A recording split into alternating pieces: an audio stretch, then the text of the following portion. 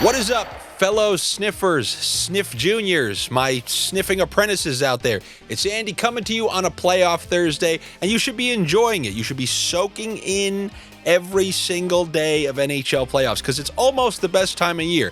I've done the whole month fantasy rankings. You guys know the best month of the year. It's October, right around there, September, October, but specifically October because hockey's on, football's on, the nice fall weather. But the second best time of year and best time of year in terms of the hockey you're watching is right now, April into May. There's not just one or two teams left. We still have 8 teams left. We're in the second round of the playoffs, and we're seeing some exciting games. Way more scoring than I thought. I mean, the Clenched Cheeks series appear to be Clenched Cheeks series, but I mean, this Florida-Toronto series, you're seeing, 7 goals, 8 goals. It's pretty entertaining, I'll tell you that. That was a great game last night. And you Toronto fans, you must be ecstatic. You must be through the roof. You must be going wild. But I will tell you this, don't celebrate too early. Don't be a premature celebrator. Because then you'll be like me last night after the first period of the Dallas Stars game where I was preparing a monologue to tell you. I was preparing my speech, and the world of sniffing sees and sniffs 3 sniffs ahead. And that's what I felt when I saw Dallas pepper Connor Hellebuck with 12 shots and he stopped them all in the first period. I started readying the monologue, bragging of how I'm living in the future. And then they proceeded to get like 10 shots the entire rest of the game. So Leafs fans, let that be a warning. I mean, I told you yesterday, there's a chance the Leafs can win this, and if they do, I'm finally going to get a good price on this Florida Panthers series. I can finally get them to win the East at a price that I'm happy with. Nope. No, it's still not a good price. What is it, plus 400? Is that the best that we can get for a team that's down 0-2 in a series? So they'd have to win this series down 0-2 and then win the next series. And you want to know why I bring that up? Plus 400, plus 450, whatever it may be. Even make it plus 500. It truly cements the fact, something I've been yelling to you for years. For you, whoever's been following me for multiple years, when Caesars merely added the 1 point to the same game parlay for a player, I was whistling dicks. I'm like, you don't know how great this is going to be. We can take favorites, and then we just have to add a Braden point with the Lightning to win, and all of a sudden we're getting them at plus 105. I was whistling Dixie because I knew how much of a value adding a correlated player point would be. And now, take that price of the Panthers coming back, winning this series, which is a mere plus 190, and then winning the next round, a total of plus 400. Meanwhile, yesterday, I give you the Brad Marchand point and the Anton Lundell assist, which has hit in 3 straight games. It was a plus 575, plus 600 in the game before that, even higher the game before that.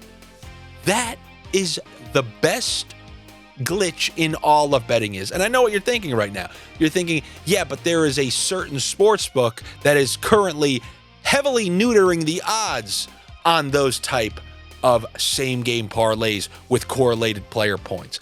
You want to know what my response to that would be?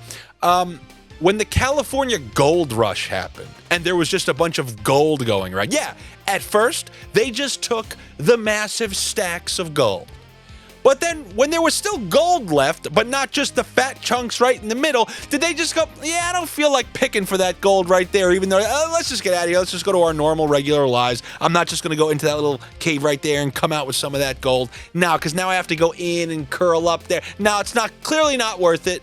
My advice to you, as the plus 550 units on the spreadsheet suggested, there's no better way to bet any sport. And whatever your stupid NBA bets are, nothing is better than the line combos.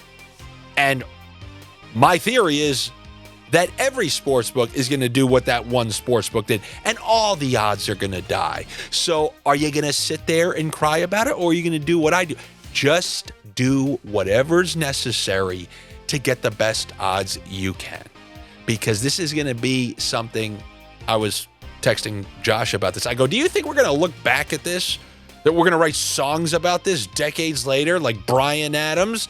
Like, we were sniffing in 25, like the summer of 69. It was the winter of 25. And we think about all those wild same-game point parlays that we nailed throughout the season, especially at the end of the season. You got to cherish it and just do whatever you can to get the best odds you can, as long as you can, because it's going to be gone for all of us at some point. So enjoy the ride while it's there.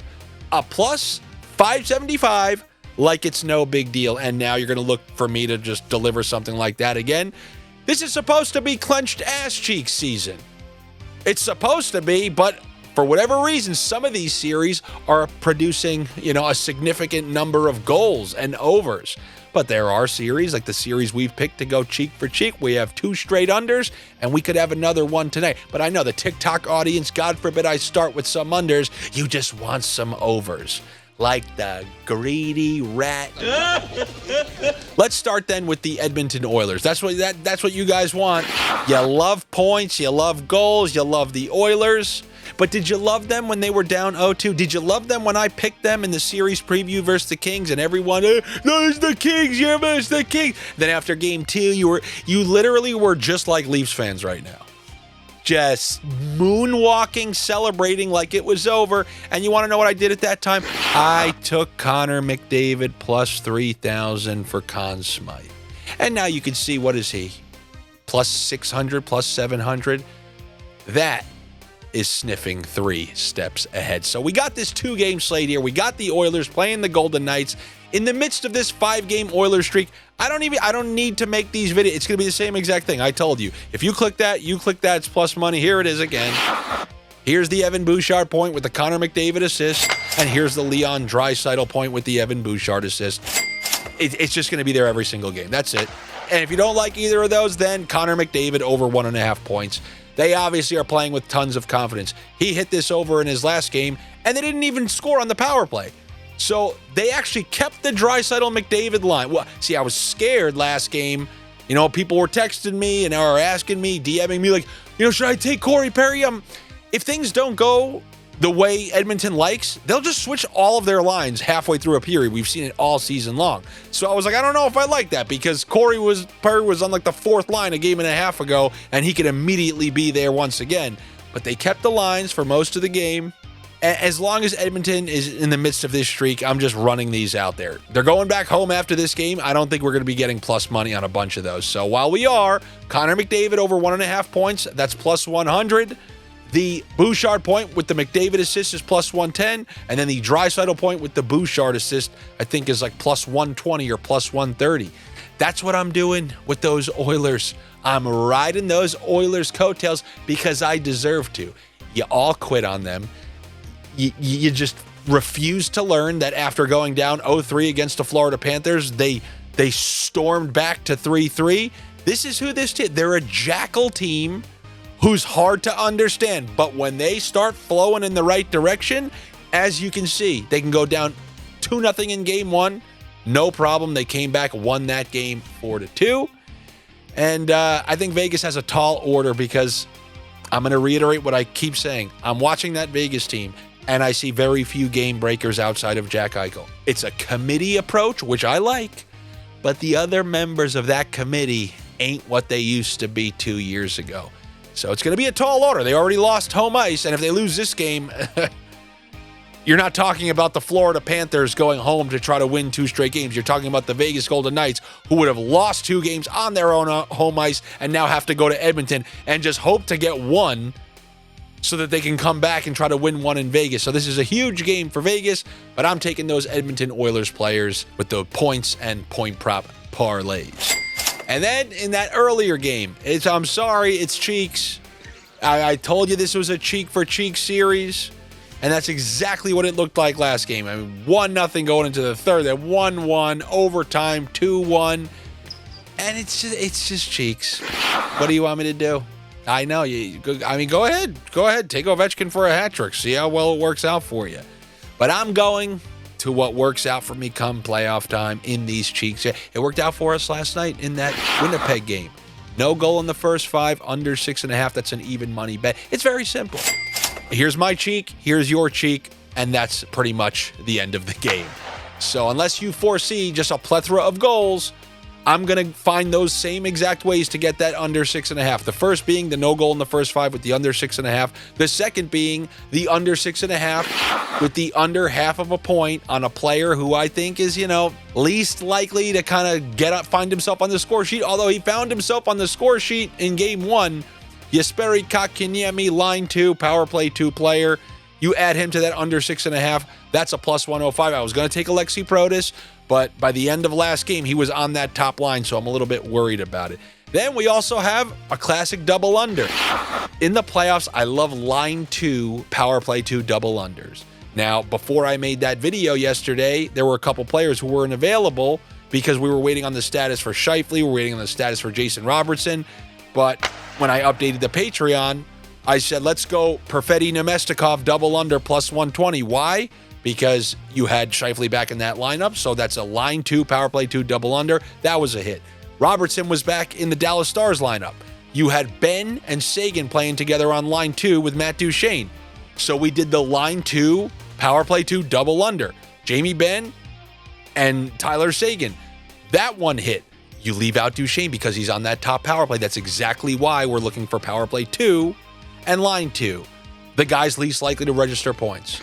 So on the Washington Capitals, I'm going with a double under on Connor McMichael and Pierre-Luc Dubois. They were held pointless in game 1, but the top line was held pointless too. The only thing I kind of worry about, you guys remember Washington late in the season?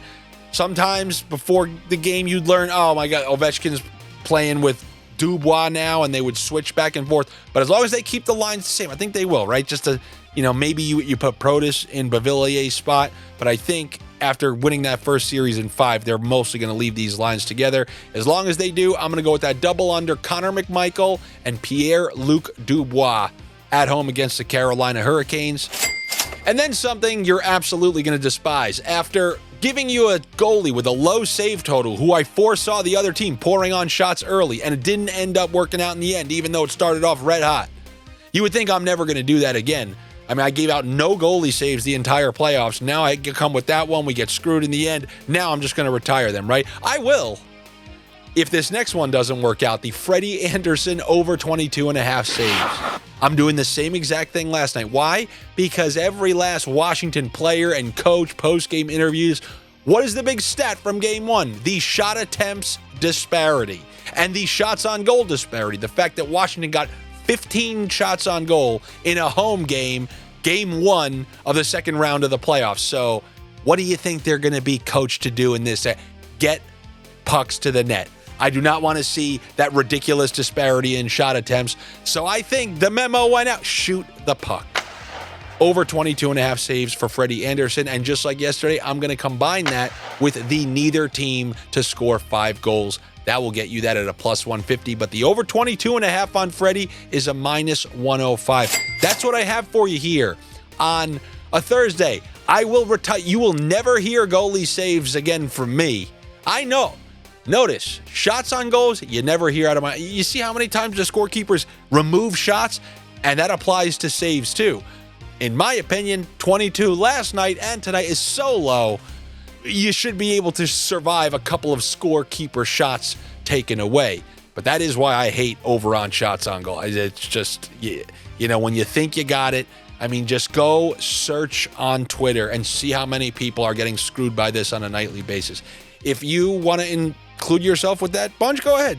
Bet the over on shots on goal, and then when you don't get it, meanwhile, you're being told this right now, what are you going to say? I'm not even going to say it. I'm not even going to say it.